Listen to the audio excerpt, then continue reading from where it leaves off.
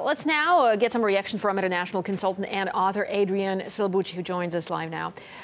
Thanks so much, Mr. Salbuchi, for joining us. So what do you make of the timing of what Obama just said and his decision to, why do you think Obama has decided to make this announcement now?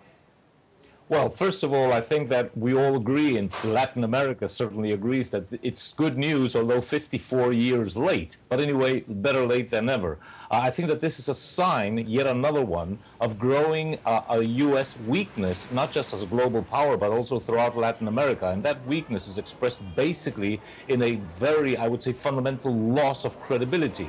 The fact that this is being done now is clearly good news. But it also shows maybe the waning of power of the Cuban exiles that live in the United States, notably in Cuba, who have very important financial clout and who can also influence the vote. So I think that, in a way, it's a sign that we are moving in the right direction, but it will also be interpreted well by many people in Latin America and also as a sign of weakness. Well, you know, Cuba and Russia historically have had good ties, and especially recently, Cuba has been moving towards expanding its economic cooperation with Russia. Now, do you think that had anything to do with Washington's latest move to appease Havana?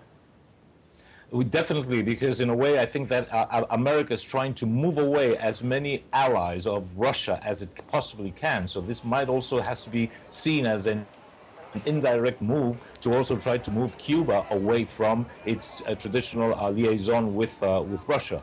Definitely the Cubans will have newfound economic wealth because there will be Americans coming in, the Americans will bring in US dollars and so forth. And I think that the Cuban government has shown throughout 54 years to be very shrewd, and they will take most advantage of this because, as Obama said, the Castros are still in power, and the Castros have a lot of experience, and they know how to resist and how to take advantage of all of these things.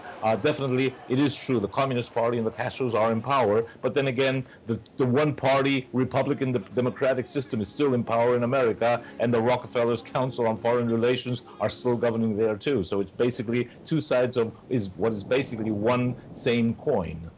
Well, you know, as they say, actions speak louder than words. I mean, verbally, there is this intention to normalize ties, which is a good step. But what about the crippling sanctions that Cuba has been under for so many years, as nothing has been said by Obama so far about that? They will definitely have to go. There is no sense in reinstating diplomatic relations with such a very close, geographically close country as Cuba and not lift those economic sanctions. Besides, all of Latin America have been clamoring for those economic sanctions to be lifted, and so has the European Union. And I think we have to see this also as a change in direction. And I think, again, I insist, it's a sign of that the US-led system starting to fall apart. The fact that this comes at a time when the European Union has recognized, just a few moments ago you were talking about this, the Palestinian state. So in a way, both of these key issues, Cuba and Palestine, although apparently unrelated, do point in the same direction, that there is a major reorientation of certain aspects of U.S. foreign policy and that of its key allies. All right, Adrian Salbuchi, live from Buenos Aires. That was international consultant and author talking to us here in RT International.